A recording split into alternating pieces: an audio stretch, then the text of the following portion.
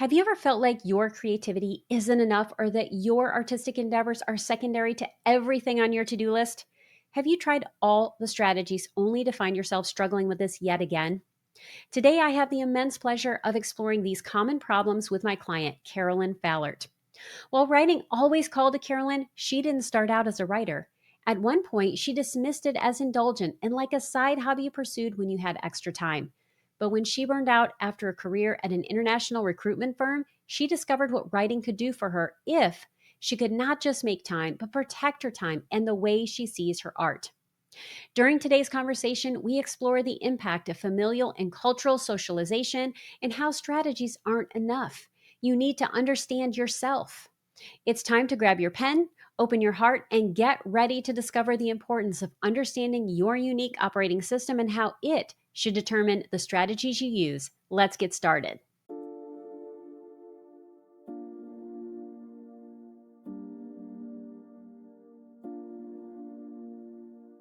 Welcome to Writing Your Resilience, a podcast for writers who want to create stories that change lives, especially their own. I'm your host, Lisa Cooper Ellison. As a writer and trauma-informed writing coach, I'm here to guide you on a transformative journey through the art of writing, self-discovery, and resilience. Each week, I'll share my best tricks, tips, and strategies to help you write more authentically, craft deeper, truer stories, and overcome the common storytelling roadblocks we all face. Together, we'll explore how to bounce back when life gets tough and stay connected to your inner calling. So grab your pen, your notebook, and an open heart. It's time to do the work that changes the world, one story at a time. Writers, I am interrupting this episode to share something I am super excited about. Over the years, I have worked with so many writers who struggle to understand when to slow down, speed up, or leap ahead in their memoirs. That's why I am teaming up with Jane Friedman on April 16th to teach Managing the Present in Memoir, techniques for navigating time in your storytelling. During this 90-minute webinar, you'll learn how to identify the moments to contract or expand so you avoid slow starts, sagging middles, runaway scenes, and so much more. This class is perfect for memoirists dealing with multiple timelines, feedback on confusing narratives, or stories that just feel too long. Best of all, it's just $25. So if you want to keep readers engaged from start to finish, sign up for Managing the Present in Memoir today and master the art of time and storytelling by going to janefriedman.com/Managing the Present in Memoir with Lisa Cooper Ellison, or you can just click on the link in the show notes. Well, hello, Carolyn. Welcome to the Writing Your Resilience podcast. I am so happy to have you on today. I am thrilled to be here. Well, what's exciting is you and I have worked together for, how long has it been? A year and a half? Almost 2 years? Yeah, almost 2 years, I think. Oh my gosh, time goes by so fast when you're having fun. Yes. And I always have fun working with you. So I'm really excited to introduce people to you and to talk through your question about the writing process. So I'm going to begin with you. What would you like us to know about you and your writing? Yeah. Well, for all of the listeners, I want people to know that I did not start my career in writing. I actually have a background in applied mathematics and in business management. I worked as a management consultant for several years, helped manage an international recruiting firm, and actually burned out in my old job and had always loved writing for fun and very falsely kind of dismissed it as like indulgent and kind of like a side hobby. And it was during COVID, I had left a job and was kind of in limbo between things and decided that I was going to give writing a go in a more serious and dedicated way. And it's been now 4.5, almost 5 years of really dedicated practice in creative writing. And I have to say, I am so much more connected with myself, so much more grounded in who I am, really being rooted in a creative writing practice and shifting careers. My parents think that I'm crazy. The big shift, I think, surprised a lot of people. But where I am now in this creative writing journey, I was working on a first project with Lisa for a couple of years, and I got really stuck. And one of the best pieces of advice that Lisa gave me was that when I was feeling stuck on that first project, to pick up something new. Yeah. So I'm now working on a book about my personal journey, learning the practice of self-defense as someone who has experience with assault. And what's interesting, working on this book, it started as a book about the practice of physical self-defense, and it's going much deeper into this place of practicing more of a metaphysical self-defense. So, what does it look like to defend space to be the most authentic versions of ourselves? And I'm learning so much just from writing the book. We'll see where it leads me in terms of whether it ends up being out in the world and published for people to read. My hope is that, whatever kind of learning, revelations, and healing I get for myself, that one day that will also be accessible to readers. Well, I have no doubt that it will. And I think one of the greatest joys for me is I remember when we first started working together, you already had some amazing writing chops. I love that you have this math background. I'm going to start sending all my math problems to you. But you have this really eclectic background, but you already had these strong foundational skills, but a lot of doubt.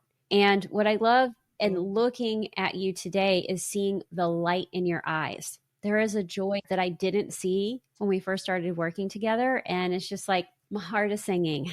Absolutely. I feel that. I remember the first conversation we had. I was like spinning with this first book draft that I was working on and describing the process to you of Yeah. like writing, redoing my outline, writing, redoing my outline, and kind of like going in this spiral. And you described it so perfectly where you were like, Carolyn, it sounds like you are in the middle of the ocean, swimming in circles and you as a coach invited to come in and point me toward land Yeah. and help me start to swim toward the direction of the shore. And it was exactly what I needed to hear in that moment because I was exhausted from swimming in circles on the writing process. And from the moment that we started working together, you helped me access kind of like that inner intuition of finding that compass of like which direction I should be headed to get to land, to invite a lot more ease and joy in the writing process itself. And yeah, it's just been a joy working together. And what I love about the full circle of that metaphor is that, yeah, I could see the exhaustion in your eyes, and you were working so hard and swimming in the middle of that ocean. And you have this wonderful Instagram, and you had a recent post where you were just swimming so well, like doing these laps so powerfully, so strongly. And I love that because I used to be a really strong swimmer when I was younger. And now I don't have this like kind of like kicky leg that like kicks out to the side. I am not as strong of a swimmer, but I loved seeing that because I feel like it's this incredible metaphor of like, yeah, you were in the ocean. I pointed you towards the shore. You got on the shore, you rested, you got the skills you needed, you figured it out. And now you are swimming so well on your own. And that's beautiful. Yes, I love that. And there is so much power being in the water. It's amazing. Like we talk a lot about kind of the psychological experience of writing memoir and how so much of being able to process things as we're writing about them is not just a cognitive practice, but also a physical Yes. practice. And I know this from a lot of the yoga practice that I do, even in self-defense practice. But one of my favorite things to do after writing is actually to go for a swim. And I think part of it is that bilateral movement in the water, especially with a freestyle stroke. My body and my mind simultaneously like move through things that I've written about and letting it really move through my body and let it go. I love that. This is the perfect segue to talk about your question. So you came in with a question. Can you Yes. tell us what that is? Yeah, so being steeped in the practice of self-defense, one of my questions for you as a writer and a creative is how you think about protecting both time and energy for your writing and your creative practice. And then not just the time and the energy for your writing, but also how you protect its worth. Yeah, that is an amazing question or set of questions. And there's a way that I would have answered this, I don't know, maybe even a year ago, that's different than how I would answer it now. And I think I can talk about the basics. And actually, Lily Danziger, I interviewed her on the day that we are recording this, her episode airs. And she talked about having a calendar and blocking it off. And she actually colors the day out in pink to say, like, no, no, no, no, no. Like, it cannot schedule anything else. And I think, scheduling things, making things sacred, making sure that you have time, doing it first thing in the morning, if that works for you, the earlier the better, is helpful because then you set the tone for your day. So those are all great strategies. And I do try to use them as much as I can. And life gets in the way, right? And sometimes I go through busy seasons and I don't have time to write. So, what do you do when you're in those seasons and how do you come back from it? I think routines are fantastic. And I have lived by routines throughout my whole life, but sometimes the routines aren't enough. Like, what if I have a dentist appointment in the morning, right? Do you know how hard it is to reschedule a dentist appointment? My dentist is scheduling a year out now, so Yeah. Yeah. So it takes a long time. So sometimes things are going to come up in your day, or you may find that the problem isn't your process. The problem is that you are trying to work against your nature. And so that is one of the things that I am beginning to really think about for myself. And so we're going to talk about the nature piece and then we're going to talk about the value piece. One of the things that I have been studying is human design. So, in a few weeks, I'm going to have someone who is a specialist in human design come on, but I'm going to just give you the bare bones basics as I understand it right now. Your human design is basically a report that gives you a sense of who you are, and it's based on astrology, the I Ching, Kabbalah numbers. It's based on all of these different systems, quantum physics, all of this stuff. And what it does is it gives you a sense of how you operate in the world. Where does your energy come from? How do you use your energy? What are the obstacles that get in your way? And sometimes people will come against these things, like Enneagrams is another system or way of thinking about things. And people will wonder, like, oh, well, is there legitimacy to this? And so I'm going to say something. I was at the Psychotherapy Networkers Conference last weekend, and I don't know a lot about them other than they are patterns of personality, right? So they're patterns of personality, and that's just all I can tell you about it. But someone wrote to me, that is not based in science, and this is crap. And, they wrote to me, and people have their own opinions, and they are welcome to them. So thank you very much for opinions.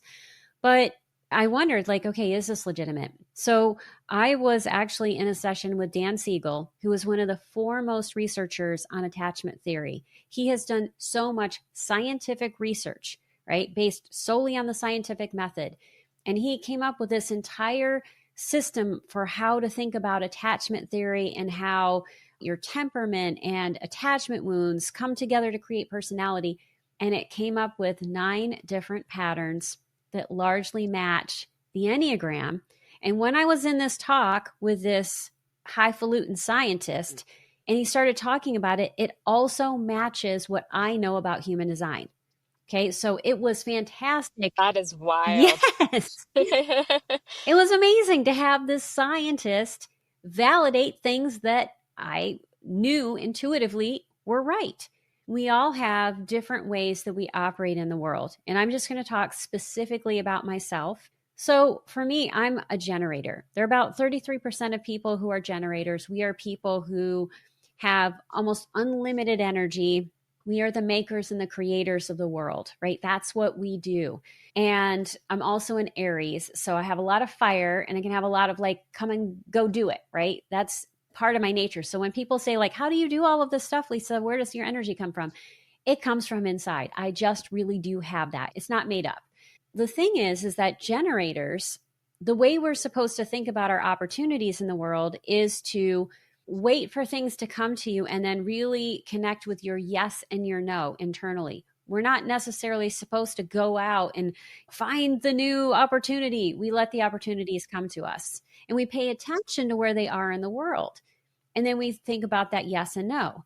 And this is related to how we think about our writing. I have tons of energy, but there are certain parts of my makeup that don't work quite as well.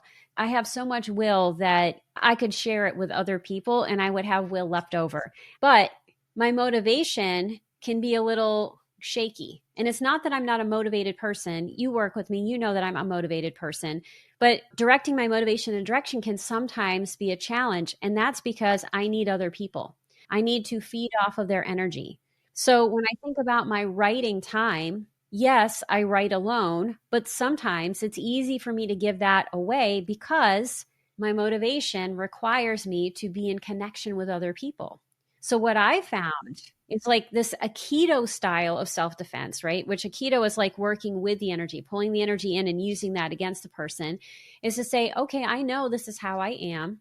How can I be in writing groups where we are doing generative work, which is one of the things you're doing, but how can I do that where I'm not the leader? Right? Because I don't always have to be the leader. I have other people that I do this with.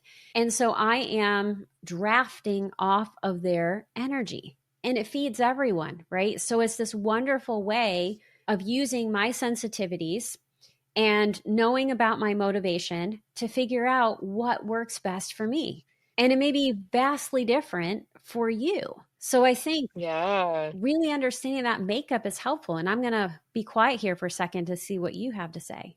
Yeah, I mean, there's such an abundance of wisdom in that, and it's really, really powerful. So, I've completed a yoga teacher training, and two of the requirements in this training were to do an astrology reading and also a numerology reading. And before having done either of them, I would have been like, oh, this woo-woo stuff, like I don't believe in it at all. Where is the scientific evidence? Or like I need my mathematical Right. proof. And I honestly would not have done it if it wasn't required as part of getting the certification.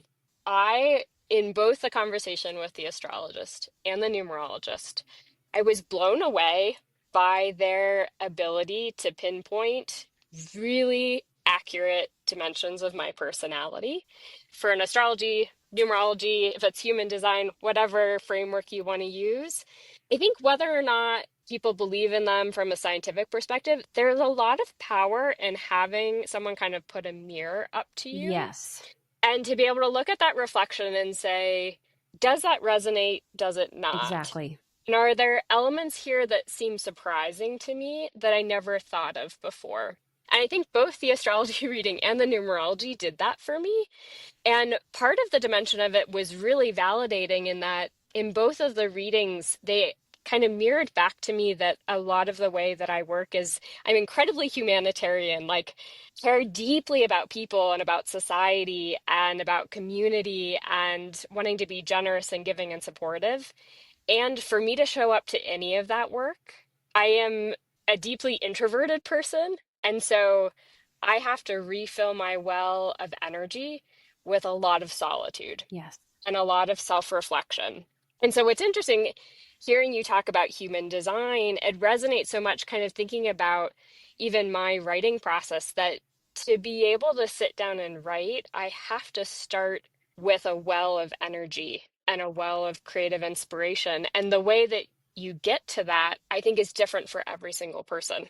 And part of what I've been learning about myself over the past 4 years is how do I start to cultivate that energy for myself? Because the way I cultivate it for me is different from the way that you would cultivate it for you, which is different from the next person. I'm thinking about some of the connections to self-defense in all of this. And, one of the primary practices of self-defense is being able to listen to your inner intuition and your like inner wisdom. I think Glennon Doyle talks about it as inner wisdom. When I can tap into that inner wisdom and knowledge, that's the source that kind of tells me what I need to be able to refill my energy to then return to the page or to have things to give to the page. So everything that you're talking about resonates really deeply. I love that. And I love that you said that, it's different for everyone and really understanding what that is for you and tapping into that intuition is helpful. And the fact that you need to fill your cup first. And that's, I think, true for everyone. How you fill your cup is going to be different. But in order to be able to write, you have to have your nervous system set to a dial or a channel, we'll say, that is both relaxed and awake, like sense of awakeness and openness to possibilities and to what's around you, and enough relaxation that your amygdala, which is where you get your motivation from, is not focusing on danger, that fight or flight. So everyone is going to figure out what that is for them. But I think understanding your makeup and how you work and how you do things is how you do some of these strategies. Like, okay, if you know all of these things, then you can put the time in your schedule and you're going to feel confidence that it's going to work because you understand what you Yeah. need. And, then you can use the Pomodoro method, which is write for a certain amount of time, take a break. You can do all of the different things that help people with productivity because you understand who you are and you've tapped into that. So having spaces where you are quiet, whether that's quiet with others, quiet with self, is really important. And I think that's about the process, right? How do we protect our time by understanding what we need, not just implementing strategies? And then there's that more psychological piece of how do we value this enough to supersede some of our conditioning. I was in a class and I'm going to ask you this question. The question was, if you got $1 million, what would you do with it? And I want you to just think about, like, I'm handing you a check for $1 million. Tell me the first ideas that come to your mind. I mean, the instinct is to want to share it right Yeah. off the bat, to give it away. Like, I could list off dozens of organizations that are doing incredible and really valuable work in the world right now, resisting some of the chaos that's happening in our country. And so my instinct is to want to give it to those organizations and empower them to use it in the way that they want and need to. And that was my first inclination, was like, oh, I'll start a foundation.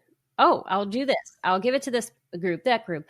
Immediately, there was no thought of like, oh, I'll go on a vacation or I will, do these other things. And I think we have our nature and then we have conditioning. And as women, we have the conditioning that we are supposed to nurture others. And we also have hormones that kind of also support that. And so some of that nurturing is like divorce yourself from your own experience, take care of others over self, and then we can have our histories. Right. And then that's about the internal messages that we have. So it's a multi-layered thing that can happen. So I think one of the things you need to do is understand what are the stories that you are telling yourself? What are the stories that the world is telling you that Mm. influence what you value and what you see as your value? Because I work with so many women in particular who feel like writing is trivial or it's the thing I have to push off to the side because I need to be making money and I need to be doing X, Y, and Z for my family or for my spouse or whomever, right? I need to be seen as productive. And this work that makes me feel alive, makes me feel whole, is not necessarily quote unquote productive. And I'm going to call bullshit on that right now. That's not true. If you feel alive, you're going to be more productive and you're actually going to be a better human being to everyone. Yeah, so listening to you talk about that, it's making me think about a book that I picked up just a couple weeks ago. It was recently published. The title is We Need Your Art by Amie McNee. I believe I'm saying her name correctly. She has an incredible presence on Instagram. A lot of her videos and posts on Instagram are just like exactly what I need to hear as an artist. But what's amazing is the first two or three chapters of this book are all about how our society values art and creativity relative to work that makes money. And that is in the structure of capitalism. She talks a lot about like how the value in countries is measured by GDP. The value of art is not in those numerical measures in the same way. And she talks about the value of art on so many different dimensions. She actually references a lot of scientific research that talks about how both creating art and consuming art can rewire the way our brains work, and even like on a cellular level help with whether it's recovering from PTSD or more like chronic illness situations. She talks about the value of art in terms of like building really cohesive communities and bringing people together. Yeah, there's a lot there. But hearing you talk was like recalling this book for me. And as I've been reading it, it's made me realize how many internalized messages I have about art either being valuable or not, or important or not. In some situations, I can pinpoint like a specific person in my life who has said something about the artistic work that I'm doing and how that, small thing that they said just once kind of like implants in my brain Yes. and then plays on repeat a little bit.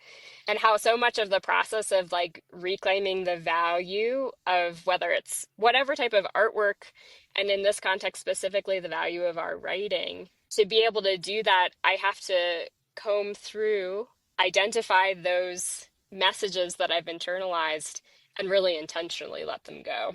Yes, that's the aikido of protecting your art, right? Is you have to understand what they are, sit with them for a minute, and then, yeah, work with them to let them go, because the reality is they're false, but we can take on other people's things. And what I would say is that if you are a writer, and that's for all of you listeners, it's likely that you are a sensitive person. Sensitivity is an amazing gift, it is an enormous gift. And I don't want to use the word liability. Okay. I don't want to use that. It is a precious gift that must be protected, because the world's energy and messages can get glom onto you and make you forget your own truth. And so I think, yeah, the more you can clear yourself of that, the more you're going to be able to protect it, because you're going to be really clear. And I think if you aren't clear yet, you're like, well, how do I know what this means? Why I should be doing this? Figure out your why, right? What is your why? And I'll say that my why do I write? I write because when I write, I feel alive.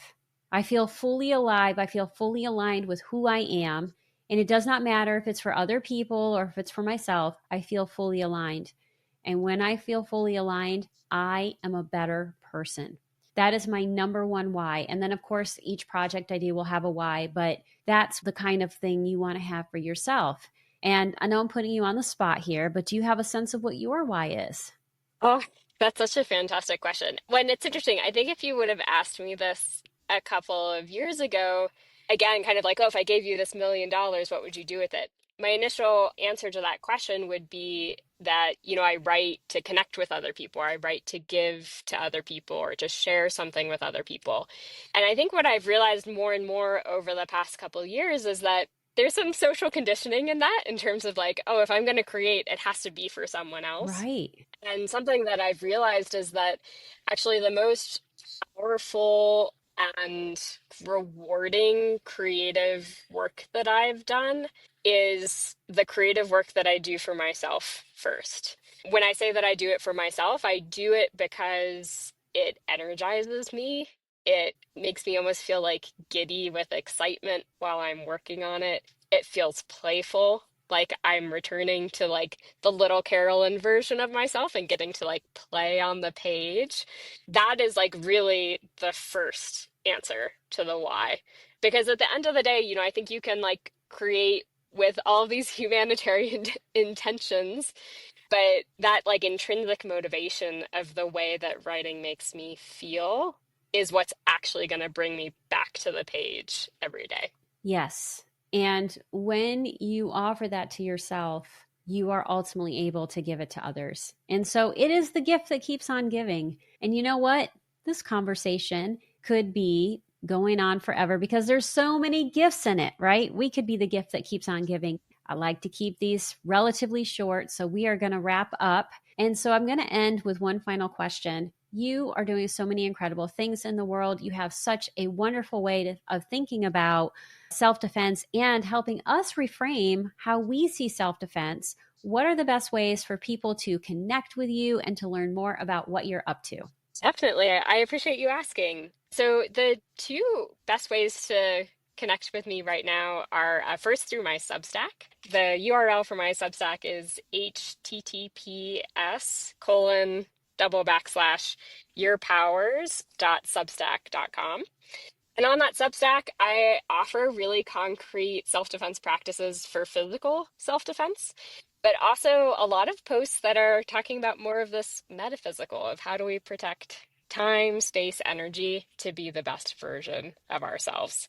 And then the other place that you can follow me is on Instagram, and that's at my name. So that's Carolyn Fallert, CarolynFallert. And there I share similar content. So some physical self-defense practices, but then also reflections on that topic kind of more broadly in life. Well, all of that will be in the show notes. And I hope that all of you sign up for Carolyn's Substack and that you follow her on Instagram because she's doing so many fun, interesting, and playful things online. Thank you so much for being with all of us today, Carolyn. It has been an absolute joy. And I just can't thank you enough. Yeah, well, it's been an honor. Thank you so much, Lisa.